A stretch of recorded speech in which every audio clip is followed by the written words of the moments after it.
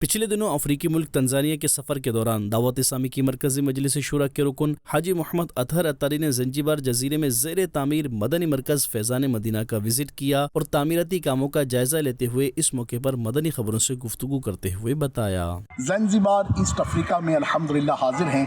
ایک بہت خوبصورت آئی لینڈ ہے اور اللہ پاک کی جہاں نعمتیں اور رحمتیں یہاں پر ہیں، ماشاءاللہ مسلم معاشرہ ہے۔ اللہ تبارک و تعالیٰ کی رحمت سے بتایا جا رہا ہے کہ 1000 کے قریب مساجد ہیں اور ان 1000 مساجد میں ایک خوبصورت اضافہ، جی ہاں، دعوت اسلامی کا مدنی مرکز فیضان مدینہ الحمدللہ رب العالمین تعمیر ہو رہا ہے۔ ہفتہ وار اجتماع بھی ہوتا ہے، ماشاءاللہ نیکی کی دعوت کا سلسلہ بھی ہوتا ہے، درس فیضان سنت بھی ہوتے ہیں۔ سینکڑوں عاشقان رسول دعوت اسلامی کے مدنی ماحول سے وابستہ ہیں۔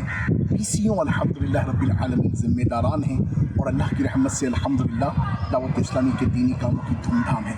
قریب انشاءاللہ فیضان مدینہ کی تعمیر مکمل ہوگی تو ہمارا ہفتہ وار اجتماع انشاءاللہ جب یہاں شفٹ ہوگا، پھر یہاں سے انشاءاللہ پورے زنجبار اور ایسٹ افریقہ کے دیگر ممالک میں بھی مدنی قافلوں کی بہار ہوگی۔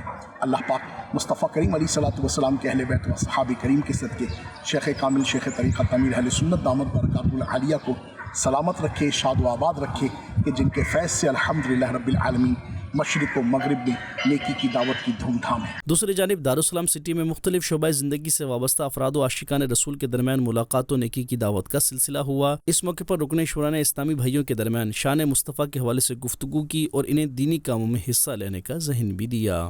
صلی اللہ علی طه خیر